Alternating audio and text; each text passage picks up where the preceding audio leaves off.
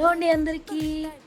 ఇలా వేడి వేడి అన్నంలోకి పల్లీ పౌడర్ వేసుకొని ఇందులోకి కొద్దిగా గీ యాడ్ చేసుకొని కలుపుకొని తింటే ఉంటుందండి.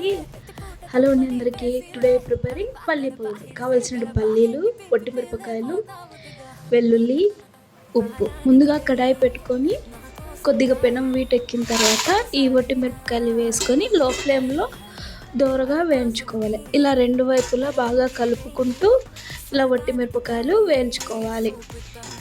ఇవి పూర్తిగా మాడనివ్వకుండా లో ఫ్లేమ్లో దోరగా వేయించుకొని పక్కన పెట్టుకోవాలి. దీని తర్వాత పల్లీలు వేసుకోవాలి. పల్లీలు వేసుకున్న తర్వాత వీటిని కూడా మొత్తం బాగా దోరగా వేసుకోవాలండి. ఇలా రెండు వైపులా కలుపుకుంటూ వేయించుకోవాలి. వేయించుకున్న తర్వాత పక్కన పెట్టేసుకోవాలి. పొట్టు తీసేసుకోవాలి. ఇలా పల్లీలు, మిరపకాయలు, వెల్లుల్లిలు మిక్సీ తీసుకొని ముందుగా మిరపకాయలని పౌడర్ చేసుకోవాలి.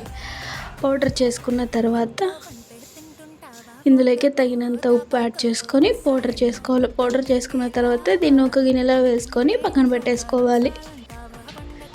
తర్వాత ఇందులోకి కొన్ని పల్లీలు వేసుకొని ఇందులోకి అలాగే వెల్లుల్లి వేసుకొని ఇలా పూర్తి నున్నగా కాకుండా ఇలా దరదరగా ఆడించుకోవాలి. అప్పుడే మనం తింటున్నప్పుడు ఆ పలుకులు పంట కింద పెడితే టేస్ట్ బాగా వస్తుంది.